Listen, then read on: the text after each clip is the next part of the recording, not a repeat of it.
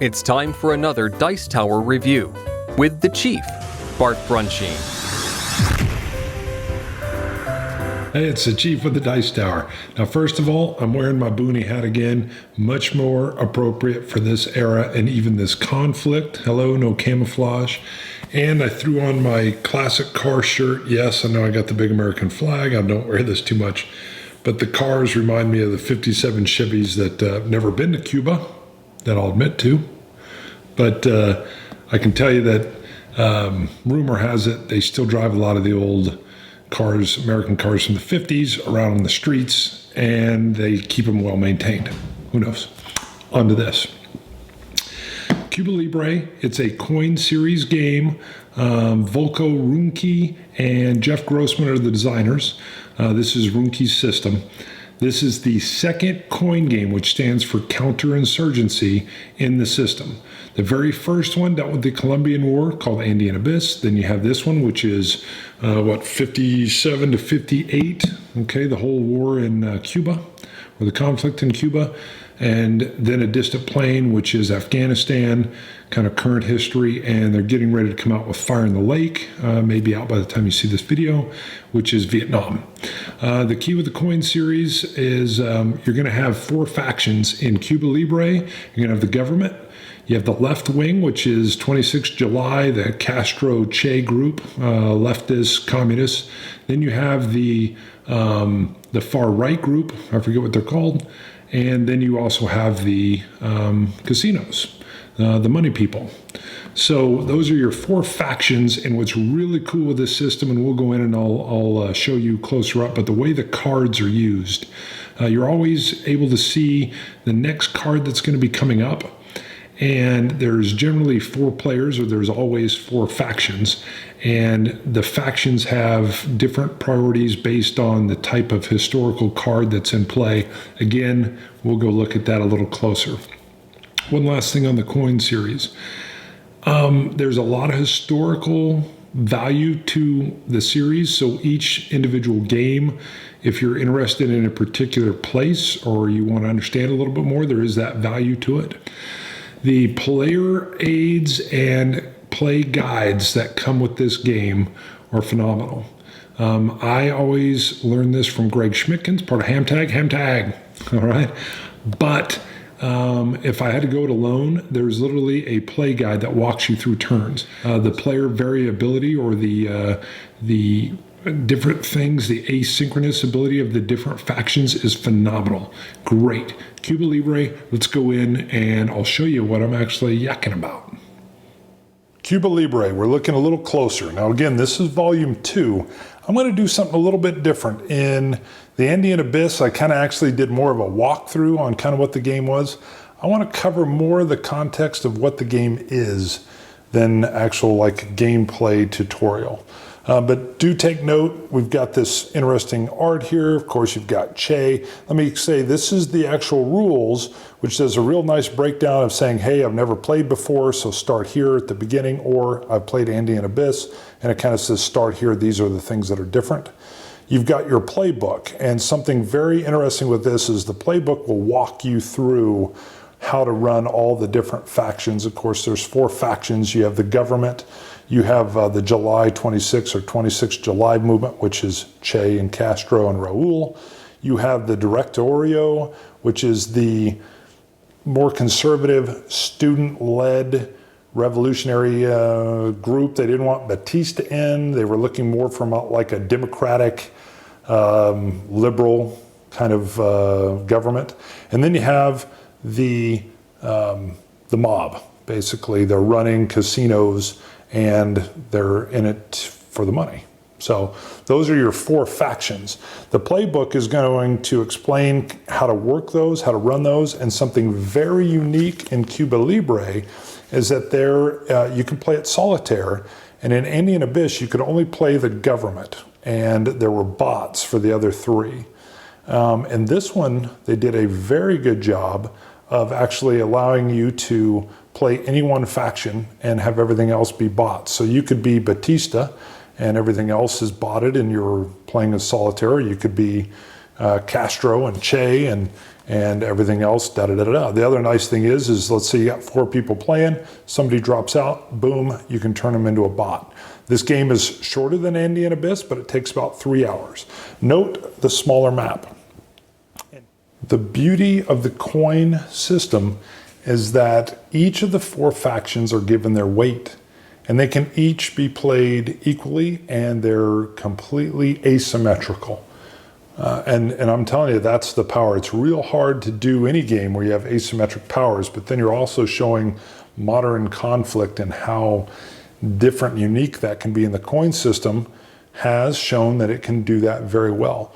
In the game, the July 26 movement is it's a rebel band that's trying to overthrow Batista's government. Now, just to be clear, revolution had been going on, little dust fires have been going on in Cuba almost since it was like an independent deal. Batista himself had been elected, I can't remember the dates, but he was elected right around when World War II was going on, like 1940 to 44, he was legitimately elected, but then he does his own coup in the 50s.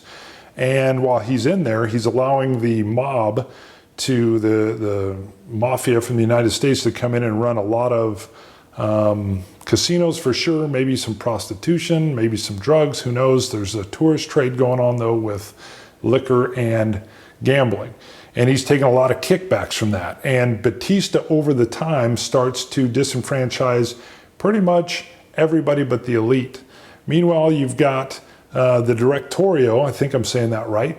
They're more of a student-led movement. They're not real, keen on 26 July movement, which is communist. But hey, we don't want this Batista government either. And so, hey, we'll make strange bedfellows. Hopefully it'll work out for us in the end, which of course we know it did not. And Castro's coming in for the people saying, hey, we're going to rise up and we're going to get better education and hospitals and get rid of this Batista guy. And along the way is right back to the mob. Hey, we want money. Give us money. We're just going to strip as much money out of this deal as we can. And those competing factions are very well represented here. And you're all struggling against each other. You can make alliances. You can, you're just making little wheel and deal things going on, all kinds of stuff. The cards in this game are king, and they're unique and different for the coin system.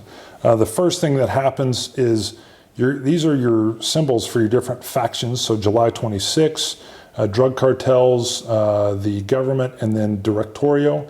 So in this case, if you were down in this area, you're going to be showing with your colored cubes or whatever, who's available in the sequence of play, who's already spent. And so you're always flipping back and forth. But if you're available, then the 26 July Castro movement's going to have first shot at this card. When you have shot at the card, of course, here's Raul. You're going to have, in this place, you have 2 different texts that you can choose from. You can pick the one that's going to benefit your tactics at the time or your strategy in general. And the key for how these cards interact is just amazing. So if 26 July passed, then it would be the casinos, the mafia, that would have the next shot about getting this card and doing what they're wanting to do. And then the key is, if you go first, and let me zoom in on this real quick, and I'm not going to talk too much about it because I covered a lot in Andean Abyss. So 2 factions can always be, can take an action on a card.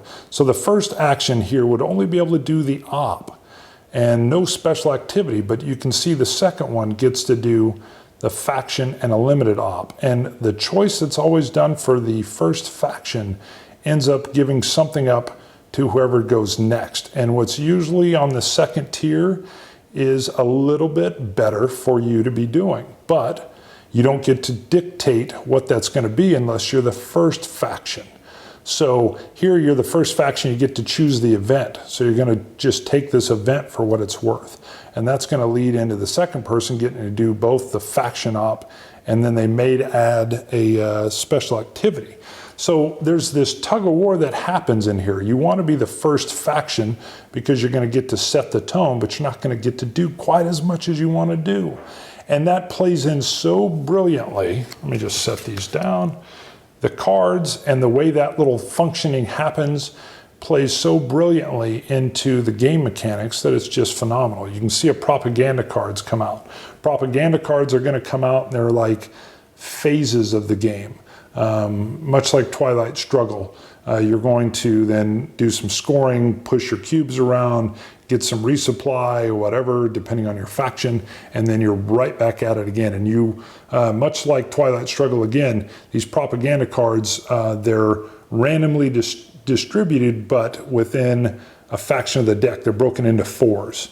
So you know it's going to be, hey, it's going to be in here, but you don't know, is it coming earlier in that, first section of the 4th of the deck, or is it going to be very late in that section of cards?